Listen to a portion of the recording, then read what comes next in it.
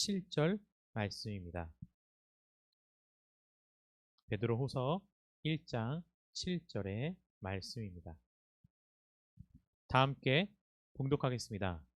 경건의 형제 우애를 형제 우애에 사랑을 더하라. 아멘. 다시 한번 읽어볼까요? 시작. 경건의 형제 우애를 형제 우애에 사랑을 더하라. 아멘. 형제 우애라는 것은요, 우선은 원만한 관계를 통해서 좋은 관계를 이루어가는 것을 우애라고 말합니다. 그래서 원만한 좋은 관계를 이루기 위해서는요, 바로 사랑이 함께 공유되어져야 되는 거죠.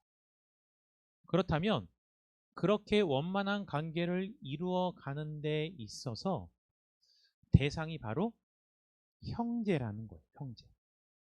그러면 우리가 성경적으로 형제라는 것은 누구를 뜻하는가를 살펴봐야겠죠. 첫 번째는요, 생물학적인 관계에 있는 형제를 의미합니다. 오늘 본문 말씀에 쓰여진 이 형제라는 이 단어는요, 아델포스라는 단어는 사실 어머니의 자궁이라는 뜻도 있어요. 그러니까 형제에 있어서 가장 우선순위는 어머니의 같은 태에서 태어나고 자란 혈육을 말하는 거겠죠. 그래서 이것이 꼭 형제라고 하기 때문에 남자끼리의 관계뿐만이 아니고요. 이 형제는요, 남자든 여자든 모든 같은 부모 안에서 태어난 것을 성경은 보통 형제라고 표현합니다. 두 번째로는요, 한 공동체 안에서, 믿음의 공동체 안에서 자기가 속한 공동체 안에 속한 구성원들을요, 또한 성경은 형제라고 표현을 하기도 합니다.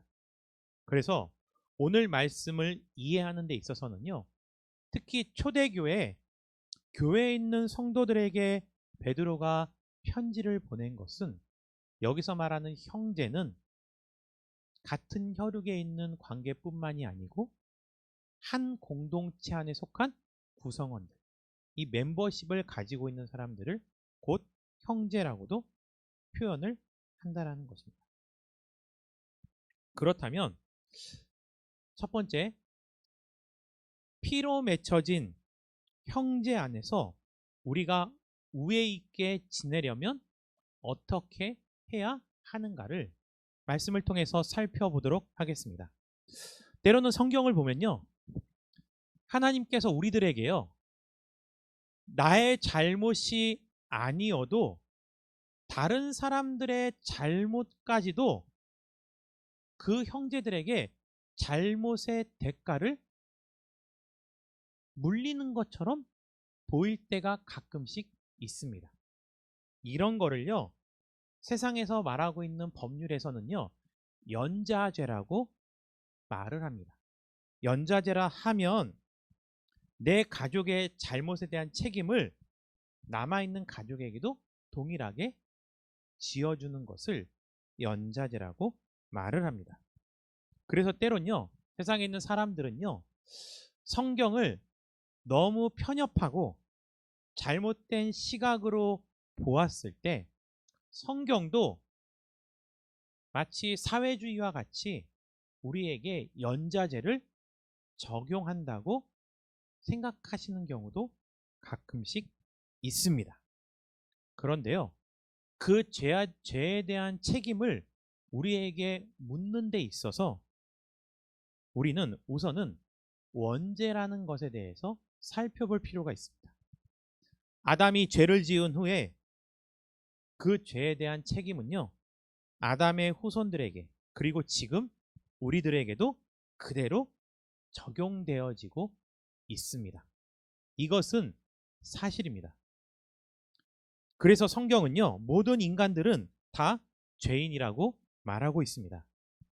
이 사실만 보면 죄에 대한 책임을 모든 아담의 후손들에게 짐지우는 연자제가 적용되는 것이 맞는 것 같아 보이지만 이것은요, 죄에 대한 책임보다는 아담 이후로 모든 인류에게 죄의 영향력이 미쳐지고 있다라는 것입니다. 그러니까 가만히 있어도 죄라는 것으로부터 영향력이 끊임없이 우리에게 오기 때문에 우리가 그 죄를 자각하지 못하고 또 죄로부터 우리에게 만들어지는 우리에게 생겨나는 무수히 많은 죄의 열매들, 그것을 우리가 하나님께 매달려서 기도하고 해결하지 못하면 우리는 여전히 그 죄의 열매에 때로는 벼가 곡식이 익으면 고개를 숙이죠. 근데 그 열매가 너무 무거우면 어떻게 될까요? 가지가 부러질 수도 있겠죠. 죄라는 것이 그래요. 우리가 그것을 자각하지 아니하고 회개하지 아니하면 죄의 열매는요, 끊임없이 맺혀지게 되고 그로 인해서 가지가 부러짐과 같이 우리의 인생이 하나님과의 관계 속에서 부러지는, 하나님과의 관계가 단절되어지는 일이 일어날 수 있기 때문입니다.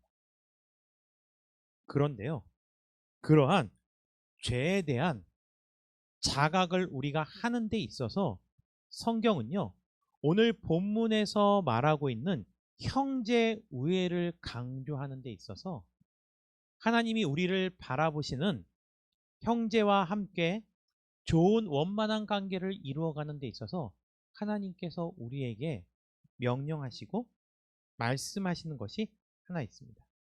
그것이 무엇이냐면 때로는 그것이 나의 직접적인 죄가 아니고요, 잘못이 아니어도 죄라는 것을 보세요. 죄라는 것의 특징은요, 내가 하나님께 죄를 지어서 그 죄라는 것이 영향력이 나에게만 미쳐지는 게 아니에요. 죄의 결과는 꼭 죄를 지은 사람뿐만이 아니고 그 사람으로 인해서 다른 사람에게도 꼭 뭐가 가요? 피해가 가는. 그렇기 때문에 하나님께서는 죄의 책임에 대한 연자제를 우리에게 묻는 것이 아닙니다. 죄의 결과는 항상 같은 공동체에 있는 사람들에게 고통을 주기 마련이라는 거예요. 곧 공동체 안에 있는 한 사람의 죄로 인해서 더 많은 사람들이 고통을 당하지 않기를 하나님께서 바라시는 거예요. 그래서 죄를 지은 한 사람이 그 죄로부터 자유함을 얻고 사함을 얻는 것뿐만이 아니고 때로는 그 죄를 지었던 한 사람이 자기 스스로의 죄를 자각하지 못했을 때는 그 공동체 안에 있는 한 형제 자매들이 그를 위해서 기도하고 그가 돌이키게 하기 위해서 무수히 많은 노력을 할 것을 하나님께서는 우리에게 요구하고 있다라는 거예요. 그래서 제가 신명기 말씀을 통해서 이러한 말씀을 드린 적 있죠. 부지 중에 누가 사람이 죽었는데 그를 누가 죽였는지 알지 못하는 경우가 분명히 생기죠. 그랬을 때는 그 일을 처리하는 방법을 하나님께서는 우리에게 알려주셨습니다. 왜요? 하나의 살인사건을 방치해버리면 그 죽은 억울한 사람의 가족들이 원한을 품고 공동체를 불신할 수도 있지만 또한 누군지 모르지만 누군가가 실수든 고의든 사람을 죽였고 그것을 방치했을 때 그 가해자도 아무런 법적인 제재와 책임이 주어지지 않는다면 또 다른 범죄가 생겨날 수 있기 때문입니다. 그래서 하나님께서는 자기가 잘못을 하고도 그것을 뉘우치지 않았을 때는 우선은 죄에 대한 무거움을 알려주시기 위해서 죄 없는 사람들이 그 살인을 당해서 죽은 사람들을 장례를 치러야 하는 과정을 성경에서는 상세하게 우리에게 말해주고 있다는 거예요. 범죄의 예방 효과를 말하고 있는 거예요. 그렇게 그 공동체 안에 있는 사람이 자칫 자신들에게 생겨날 수 있는 그 문제와 책임을 하나님께 제사를 드림으로 말미암아 해결했을 때는 가해자, 진짜 죄를 범한 그 사람에 대한 책임은 오직 그 한 사람에게 주어지는 거예요. 그렇다면 우리 성경을 통해서요, 형제를 돌아보고 또한 누군가에게 잘못이 있을 때 우리는 그것을 어떻게 해결해야 되는지 말씀을 통해서 살펴보도록 하겠습니다.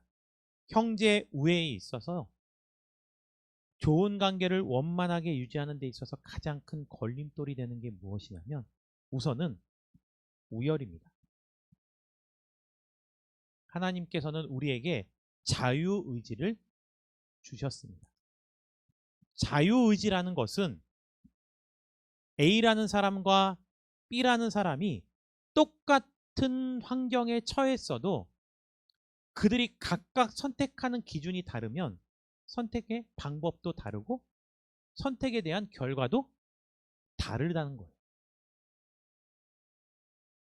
그 다른 결과 속에서는요, 항상 무엇이 존재하냐면 둘 다 다른 결과여도 그 다른 결과에 대해서 우열을 가릴 수 없는 탁월한 선택일 수 있지만 우리 인간의 사회는요, 경쟁 사회입니다.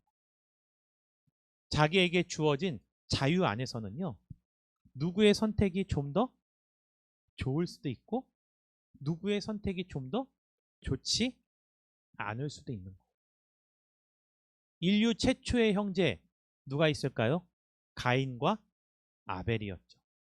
둘은 똑같은 환경 속에서 자랐고 각각 자기에게 주어진 삶의 스타일로 하나님께 제사를 드렸습니다.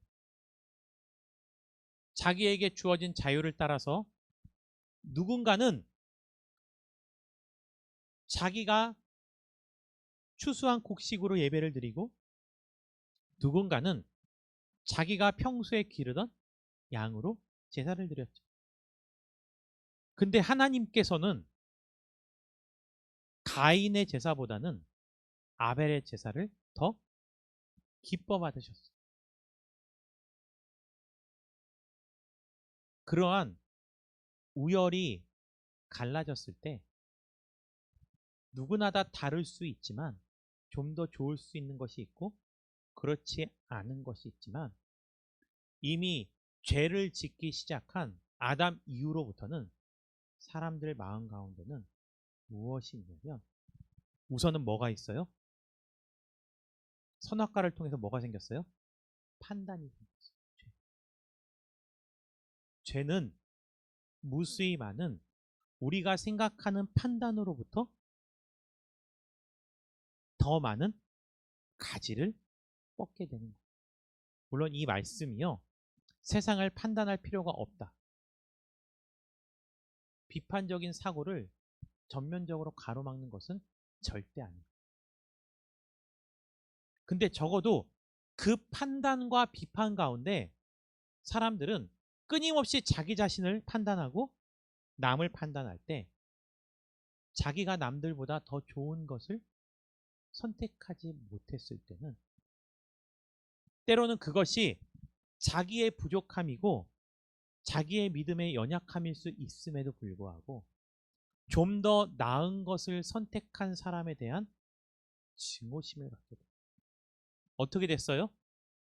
가인은 아벨이 가인에게 직접적으로 죄를 범한 것은 아니죠. 결단코요. 그럼에도 불구하고 가인의 마음 가운데는 뭐가 생겼어요? 동생을 죽이려고 하는 마음이 생겼어요. 여기서요, 우리가 살펴보아야 될 것은 이 죄의 본질은요, 저 사람이 나에게 직접적으로 무언가를 잘못해서 그래서 그 사람을 미워하는 게 아니라는 거예요. 나에게 직접 뭔가 잘못을 하지 않았어도 우리의 마음 가운데 있는 죄라는 것은 단지 그 사람이 선택한 것이 나와 다르기 때문에 막연하게 우리는 그 사람을 뭐 하는 거예요? 미워하고 싫어하고 뭐 하는 거죠? 배척을 하게 돼요. 왜 이 땅 가운데 정치적인 이데올로기가 생겼는지 아세요? 물론 실제로는요, 어떤 사람은 자기가 더 많은 것을 갖기 위해서 더 연약한 사람을 착취하는 사람들은요, 분명히 존재해요. 그런 사람들은요, 예수님께서 이 땅 가운데 다시 오실 때까지 끊이지 않아요. 그런데 그런 사람들에 대한 더 많은 부를 가지고 있는 사람들에 대한 막연한 증오와 모멸감이 정치적인 이데올로기를 만들어서 프롤레타리아라는 계급을 만들게 되고 마치 많은 것을 가진 사람들이 다 잘못된 방법으로 부를 축적한 것처럼 생각이 만들어지기도 했다라는 거예요. 왜 그럴까요? 사람들은 죄로 인한 끊임없는 우열을 가르게 되고 자기가 더 우월할 때는 그렇지 않은 사람들을 경멸하게 되고 비난하게 되고 반대로 자기가 연약함 가운데 있을 때는 더 많이 가진 사람들을 막연하게 비판하는 모습이 우리에게 있다라는 거죠. 하지만 오늘 베드로 사도가 우리에게 말한 것처럼 형제 우애를 우리 삶 가운데 이루어 가기 위해서는요, 우리가 넘어야 될 가장 중요한 과제. 우리나라 속담에 이런 게 있죠. 사촌이 땅을 사면 배가 아프다. 뭘까요? 내 것이 아닌 것임에 우리는 거기에 대한 계속한 비교의식을 갖게 됩니다. 이 땅에 살아가면서 한 부모 아래서 태어나고 자란 우리의 형제와 자매들과 좋은 관계를 원만하게 맺어나가시기를 소망합니다. 그러기 위해서는요, 때로는 내 생각과 다르기 때문에 그것으로 인해서 의도치 않은 내가 피해를 입을 때가 있다 하더라도 그것이 상대방에 대한 징후와 모멸감이 되어서는 안 된다는 거예요. 왜요? 그것이 우리 인간의 역사 가운데 반복해서 이루어지고 있음을 성경은 기록하고 있죠. 누구에게서요? 아담이 사라가 아닌 하갈에서 낳은 이스마엘로 인해서 하갈이 누구를 경멸해요? 사라를 핍박하는 거죠. 왜요? 하갈은 첩이었잖아요. 우와 열을 가린다면 하갈은 열이었어요. 근데 자기가 먼저 아들을 낳음으로 말미암아 갑질을 하는 거죠.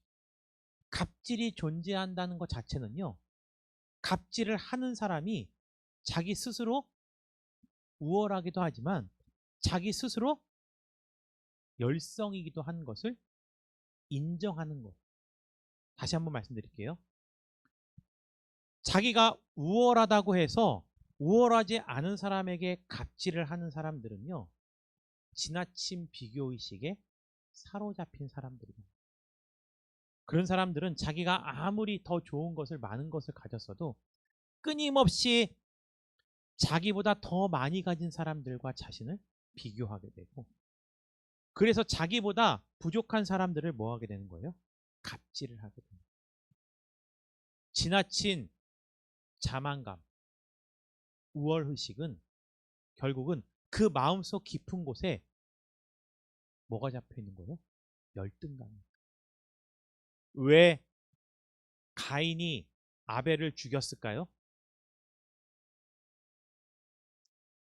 제사의 결과로 인해서 자기의 제사를 하나님께서 받지 않자 가인은요, 자기가 가지고 있는 힘, 그것으로 아벨에게 무엇을 보인 거예요? 강함을 보인 거죠. 자신의 우월함. 왜 하갈은 사라를 핍박하였을까요? 자기가 먼저 아들을 낳음으로 말미암아 무엇을 하고 있는 거예요? 자신이 스스로 갑의 위치에 있을 수 있다고 생각하고 하갈을 핍박한 거죠. 야곱과 에서는 안 그랬을까요? 오늘을 살고 있는 우리의 인생 가운데 나와 함께 동거하고 있고 자란 우리 믿음의 형제들을 머릿속에 떠올려 보시기 바랍니다. 나는 과연 저들의 삶에 대한 막연한 미움과 증오가 자리 잡혀 있는 것은 아닌지, 그 죄악에서 스멀스멀 올라오는 그 죄의 뿌리와 열매들로 인해서 누구보다도 내 형제 자매를 사랑해야 되는데 그렇게 하지 못하고 있는 것은 아닌지. 말씀을 한번 찾아볼까요? 디모데전서 5장 8절 말씀입니다. 디모데전서 5장 8절입니다. 이렇게 기록되어 있습니다. 누구든지 자기 친족, 특히 자기 가족을 돌보지 아니하면 믿음을 배반한 자요 불신자보다 더 악한 자라는. 법에서도요, 이 존속 살해죄가 있어요. 그냥 살인죄가 있고 존속 살해죄가 있어요. 그러니까 일반 보편적인 법에서도 사람을 똑같이 죽였다 하여도 그냥 사람을 죽인 것과 자기의 가족을 죽인 것과는요, 법의 처벌이 다른 거예요.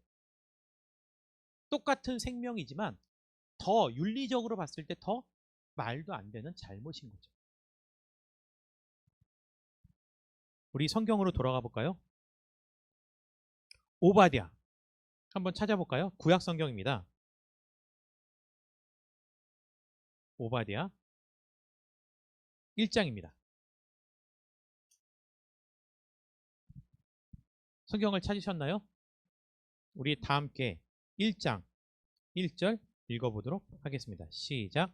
주 여호와께서 에돔에 대하여 이와 같이 말씀하시니라.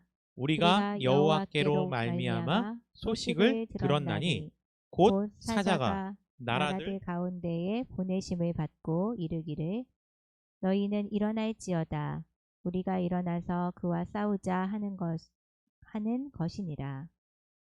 에돔은 붉다라는 뜻이에요. 붉은 것을 좋아하는 형제 누구였어요? 야곱의 형제 에서. 에돔족은요, 야곱의 형제 에서의 후손들이에요. 에서가 장자의 명분을 가볍게 여겨 붉은 죽 한 그릇에 그것을 팔고 나서 그에게는 뭐가 생겼어요? 동생 야곱에 대한 분노가 생겼죠. 물론 야곱이 고생하고 20년 후에 돌아왔을 때는 그 형제의 관계는 해결되었습니다. 그런데요, 그렇게 장자의 명분을 빼앗기고 살아가고 있던 그 에서에 대해서 하나님께서 그 장자의 명분을 가볍게 여겼다고 해서 그를 버리지 않았어요. 마치 이스마엘에게 또 가인에게 쫓겨나가는 그들을 향해서 하나님께서 내가 너희도 사랑한다. 너희도 살필 거다. 심지어 가인은 이렇게 말했습니다. 누군가가 날 죽이면 어떡하죠? 아무도 너를 해치지 못하도록 내가 표를 주겠다. 잘못을 하고 그 우열의식, 피해의식을 벗어나지 못하는 그 사람도요, 하나님께서는 사랑하십니다. 왜요? 하나님께서 지어놓으신 피조물입니다. 하나님께서요, 민수기 20장 1절에서 21절까지 보면요, 무슨 명령을 하셨냐면요, 가나안을 정복했을 때 에서의 후손들이 살고 있는 에돔 족속들은요, 절대로 치지 말라고 그랬어요. 가나안 거민들과의 전쟁은요, 여리고성에 들어갈 때 어떻게 했죠? 하나도 넘김없이 다. 그런데 에돔 족속이 살고 있는 지역은요, 하나님이 접근도 하지 마. 저들과 전쟁을 하지 말라고 말씀하셨어요. 왜요? 너희 조상의 무엇이기 때문에요? 형제이기 때문입니다. 자, 그런데요,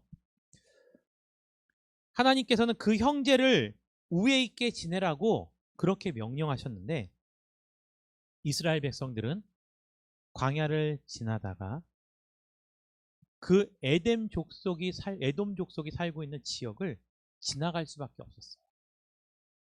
그래서 모세가 사람을 보내서 에돔의 족장에게 말을 건넵니다.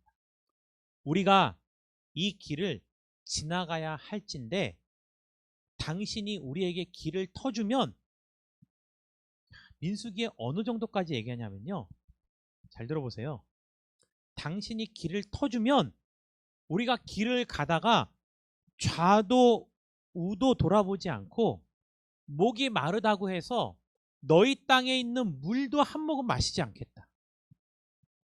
길만 터줘라. 우리가 그 땅을 지나서 하나님이 약속하신 가나안 땅으로 가겠다라는 거죠. 근데 이 에돔의 족장은요, 그것을 허락지 않고 자기의 땅으로 다가오는 이스라엘 백성들을 공격을 하기 위해서 진을 쳐요. 에돔 족속과 이스라엘 족속은 뭐예요? 형제인 거죠.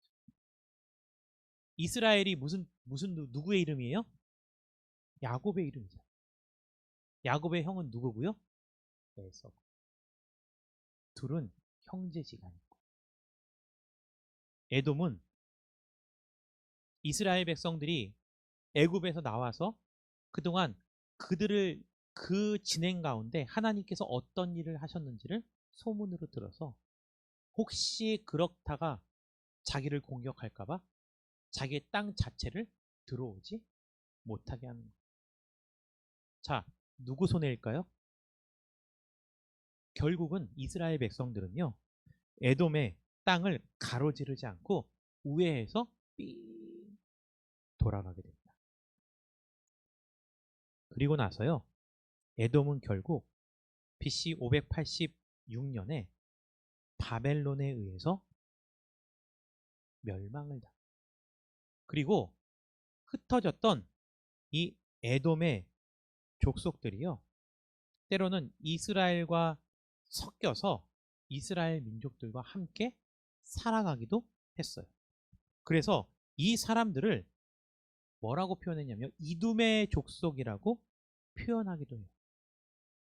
그러다가 결국 유명한 고대 역사 기록자에 의하면 AD 70년경 이스라엘 예루살렘 성전이 무너졌을 때, 이때 이 이두메라고 불리는 에돔 족속이 완전히 멸망을 당해서 그 이후로는 에돔 족속을 찾아볼 수 없게 됩니다. 무엇일까요? 하나님께서는요, 하나님의 역사를 통해서도 사랑하는 형제와 함께 이 땅 가운데 살아가는 데 있어서 우리가 그 형제를 어떻게 돌보며 함께 우애 있게 지내야 되는지를 우리에게 너무 정확하게 알려주시는 거예요. 형제와 우애 있게 지내는 것은요, 여러분들의 선택이 아닙니다. 그들은 하나님께서 우리에게 피로 맺어준 나와 같은 존재인 거예요. 나와 같은 존재가 우리가 스스로 우열을 가리어서 저들을 해친다면 하나님께서 보셨을 때는 하나님의 시각과 가치관을요, 우리가 잘 아셔야 돼요. 하나님께서 생각하시는요, 형제의 개념은요, 신약 시대에 완전히 더 넓어져요. 그래서 오늘 베드로 사도가 말하고 있는 교회 안에서 믿음으로 하나님 안에서 한 형제된 자매된 사람들을 다 형제라고 통칭하게 되는 거죠. 그래서 그것을 우리에게 더 명확하게 알게 해주기 위해서 이 땅에 있는 모든 사람들이 다 알 수 있도록 몸의 비유를 하고 있는 거예요. 몸. 교회의 머리는 누구입니까? 예수 그리스도. 그리고 교회는 그 몸이에요. 그러면 성도들은 뭐예요? 각 지체죠. 팔다리, 눈, 코, 입 역할을 하는 거예요. 그런데 하나님이 보셨을 때는 같은 배에서 태어났던, 태어나지 않았던, 또 믿음 안에 같이 있던, 그것뿐만인지 아십니까? 신약 성경뿐만이 아니고요. 사실 하나님이 가지고 계셨던 형제 자매의 개념은요, 구약 성경에서부터 이미 존재합니다.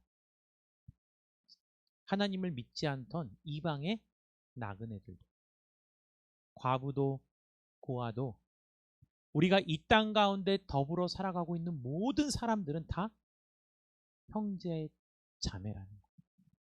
저들을 우리가 원만한 관계를 이루며 살아가기 위해서는 끊임없이 우리가 저들에게 나의 것을 내어주고 함께 더불어 살아가면서 슬픔도 같이 하고 기쁨도 같이 나누는 자세가 우리에게 필요하다라는 겁니다.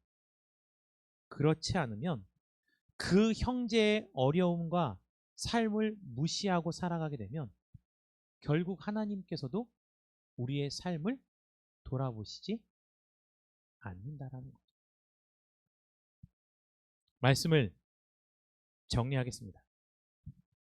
그래서요, 나의 형제들, 나의 혈육뿐만이 아니고 한 공동체 안에 있는 모든 형제 자매들과 우리가 우애 있게 살아가기 위해서는요, 우리에게 필요한 것이 있는데 그 모든 삶의 원리를 어디서 찾냐면 바로 아가페, 사랑에서 찾는 거예요.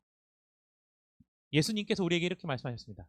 내가 너희를 사랑한 것 같이 너희도 서로 사랑하라. 사도 요한은 이렇게 말했습니다. 하나님은 사랑이시다. 하나님께서 이유 없이 조건 없이 우리를 사랑하시기 때문에 우리의 모든 것을 내어주셨던 것처럼 우리도 그와 같은 사랑으로 내 형제와 자매를 돌아보고 저들에게 우리의 삶을 나누며 희생하는, 하나님께서도 우리를 사랑했던 방법이 희생이었습니다. 헌신이었습니다. 사랑의 수를 세지 않았습니다. 내가 준 것만큼 너희가 어디 나를 사랑하나 보자 라고 세지 않았다는 것. 한번 생각해 보시기 바랍니다. 하나님이 우리를 사랑하셨던 것을요, 수를 세셨다. 그 사랑한 것만큼 우리가 하나님께 돌려드리지 못했다면 과연 우리는 하나님께 사랑받을 자격이 있을까? 그렇다면 우리는 과연 구원이라는 것을 선물로 받을 만했을까? 하나님은 우리에게 자격을 묻지 않으십니다. 이 시간 주님 앞에 나와서 예배하고 있는 모든 성도님들께 주님의 이름으로 권면드리겠습니다.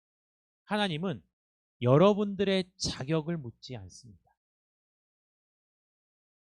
자격을 묻는 것이 아니고요, 여러분들과의 관계를 묻는 것입니다. 네가 나를 사랑하느냐? 그러면 내 양떼를 먹이라. 네가 나를 사랑하느냐? 한 배에서 태어난 너의 형제 자매를 사랑하라. 네가 나를 사랑하느냐? 내가 이 땅 가운데 지어놓은 모든 피조물을 내가 너희를 사랑한 것 같이 너희도 서로 사랑하라. 그래서 형제 우애 더하기 거기에 하나님께서 우리를 사랑하셨던 그 사랑으로 우리 주변에 있는 형제들을 마음에 품고 함께 살아가심으로 말미암아 하나님께서 우리에게 주신 충만한 은혜가 여러분들의 삶 가운데 부어지기를 주님의 이름으로 축원드립니다. 기도하겠습니다. 사랑해 주님 감사합니다. 늘 주의 사랑을 차고 넘치도록 받고 있음에 감사드립니다. 주님, 주께서 우리를 사랑하신 것처럼 우리도 주를 사랑하기를 소망합니다. 그렇다면 우리가 주를 사랑하는 방법, 주님께 나와 예배하고 우리의 몸과 마음을 드리고 이러한 것도 있지만 진짜 중요한 것은 우리에게 주어진 형제자매, 과부와 고아와 나그네를 사랑하는 것입니다. 그로 말미암아 우리가 마땅히 사랑해 줘야 될 사람들과 함께 더불어 우애 있게 살아감으로 이 세상을 더욱더 아름답게 만들어갈 수 있기를 주님의 이름으로 축원합니다. 아멘. 교회 소식 전해드리겠습니다. 오늘 함께 예배를 드리신 모든 분들께 하나님의 은혜와 평강이 넘치기를 소망합니다. 오늘 교회 처음 찾아주신 우리 분들께도 우리 환영의 인사를 드립니다. 저희 교회는요, 계속해서 지역사회 전도를 위해서 열심히 기도하고 실천하고 있습니다. 또한 우리가 온전한 믿음을 이루어가기 위해서요, 성경 공부를 통한 양육 과정을 진행하고 있습니다. 원하시는 분은 신청하여 주시기 바랍니다. 교회 등록과 가정 신방을 원하시는 분도 함께 신청해 주시면 되겠습니다. 다음 주일 11월 19일은요, 추수감사주일입니다. 추수감사절로 예배를 드릴 때 강대상에 올릴 과일과 예물을 정성껏 준비해 주시면 감사하겠습니다. 저희 고덕 아름다운 교회는 우리 개인의 삶뿐만이 아니고요, 특별히 이 땅 가운데 있는 모든 가정을 하나님께서 보시기에 아름다운 가정으로 만들어 나가기 위해서 함께 신앙생활을 하며 헌신할 동역자를 찾고 있습니다. 하나님께서 그 마음이 허락된 영혼들은 저희들과 함께 이곳에서 본인에게 주어진 아름다운 가정을 소망하고 또 그 가정을 이루고 이끌어 가실 수 있기를 바랍니다. 저희 교회는 지금 하고 있는 다니엘 기도에 함께 동참하고 있습니다. 매일 저녁 8시 유튜브에요, 2023 다니엘 기도회를 검색하시면 매일 저녁 8시에 시작되는 다니엘 기도회가 있는데요, 22일까지 매일 저녁 진행됩니다. 유튜브로도 함께 참석하시기 바라고요. 특별히 이 기도회 동안 기도 제목이 있다면 뒤에 다니엘 기도회 기도 수첩이 준비되어 있습니다. 거기에 자신이 원하는 자신의 기도 제목을 적으시고 함께 기도하시면서 다니엘 기도회 기간 동안 여러분들의 기도 제목도 응답되는 그런 놀라운 은혜를 누리시기를 바랍니다. 그리고 이 시간 다 함께 자리에서 일어나 아름다우신 찬양 드리신 후에 축도로 예배를 마치겠습니다.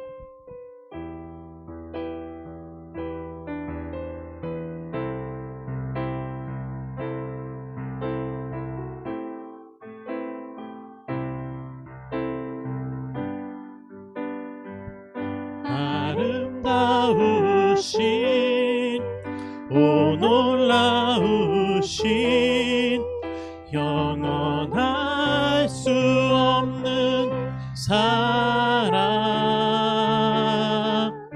오 위대하신 하나님의 사랑, 영원히 찬양하리.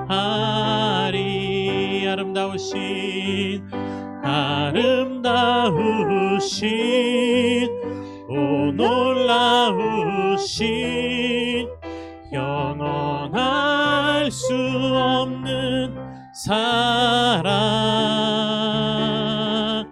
오 위대하신 하나님의 사랑 영원히 찬양하리. 이제는 우리 주 예수 그리스도의 은혜와 아버지 하나님의 크신 사랑과 성령의 내주교통 위로하심 충만하심이 이제는 이 세상을 살아가되 주께서 우리를 사랑하신 것 같은 그 사랑으로 우리에게 형제자매로 불러주신 이웃들을 사랑하기를 소망하는 모든 성도들 머리 위에 영원히 함께 있기를 간절히 축원하옵나이다. 아멘.